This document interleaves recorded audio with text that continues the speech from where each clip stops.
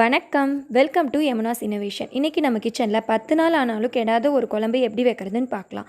First நல்லெண்ணெய் நல்ல ஒரு 3 டேபிள் ஸ்பூன் ஊற்றிட்டு அப்புறம் கடுகு கொஞ்சமாக போட்டுருங்க. அதுலேயே அது நல்லா பொரிஞ்சு வந்ததுக்கப்புறம் கடலைப்பருப்பு ஒரு 1/2 டீஸ்பூன் போட்டுருங்க. இதுவும் நல்லா பொரியட்டும். அப்புறம் உளுந்தப்பருப்பு ஒரு 1/2 டீஸ்பூன் போட்டுருங்க. எல்லாமே நல்லா கொஞ்சமாக பொரியட்டும். அதுக்கப்புறமேட்டு நான் நல்ல சின்ன வெங்காயம் பொடி பொடியாக கட் பண்ணி எடுத்து வச்சுருக்கேன்.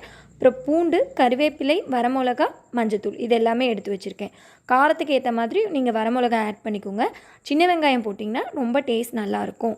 ஸோ ஒரு சின்ன வெங்காயம் ஒரு 100 கிராம் கட் பண்ணி எடுத்து வச்சுக்கோங்க. மஞ்சத்தூள் ஒரு 1/2 டீஸ்பூன் போட்டுக்கோங்க.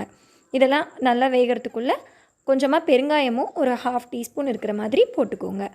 இதெல்லாம் போட்டதுக்கப்புறமேட்டு ஒரு கொத்தமல்லி நல்லா ஒரு கட்டி எடுத்து நல்லா க்ளீன் பண்ணி எடுத்து வச்சுருக்கேன். இந்த மாதிரி எடுத்து வச்சுருக்கேன். ஸோ இதை அப்படியே ஆட் பண்ணிடலாம்.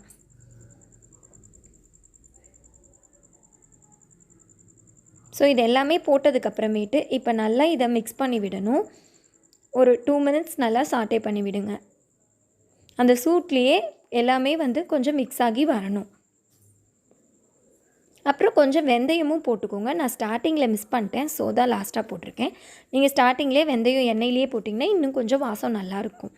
ஸோ இதெல்லாம் போட்டு நல்லா வணக்கி விடுங்க. ஒரு 2 மினிட்ஸாவது நல்லா வணக்குங்க.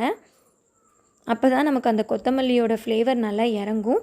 நெக்ஸ்ட்டு நல்லா புளிக்கரைசல் ஒரு பெரிய எலுமிச்சம்பழ அளவுக்கு எடுத்து ஊற வச்சு கரைச்சி எடுத்து வச்சுருக்கேன். அதை இதில் அப்படியே ஆட் பண்ணிக்கிறேன். ஸோ இந்த மாதிரி ஆட் பண்ணதுக்கப்புறம் இதை நல்லா மிக்ஸ் பண்ணி விடுங்க. இது மினிமம் ஒரு 25 மினிட்ஸாவது நல்லா சிம்மில் வச்சு கொதிக்கணும். உப்பும் தேவையான அளவு ஆட் பண்ணிக்கோங்க. நல்லா இது கொதிக்கும் பாருங்கள். இப்போ அப்படியே மிக்ஸ் பண்ணிவிட்டு நான் ஒரு 25 மினிட்ஸ் அப்படியே ரெஸ்ட்டில் விட்டுற போகிறேன், ஸ்டவ் ஆன் பண்ணி.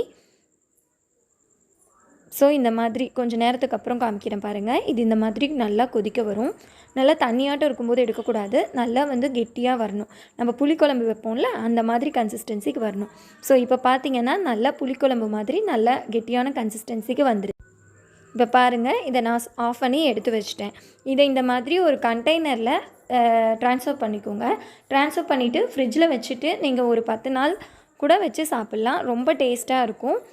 இந்த லாக்டவுனில் ரொம்ப யூஸ்ஃபுல்லாக இருக்கும். வெறும் கொத்தமல்லி தழை மட்டும் இருந்தால் போதும், நம்ம ஈஸியாக ஒரு குழம்பு செஞ்சிடலாம். ஸோ இதுக்காக காய் வேணும் அப்படின்றது நம்ம எதிர்பார்க்க தேவையில்லை. தேங்க்ஸ் ஃபார் வாட்சிங் த வீடியோ. கீப் வாட்சிங். பாய்.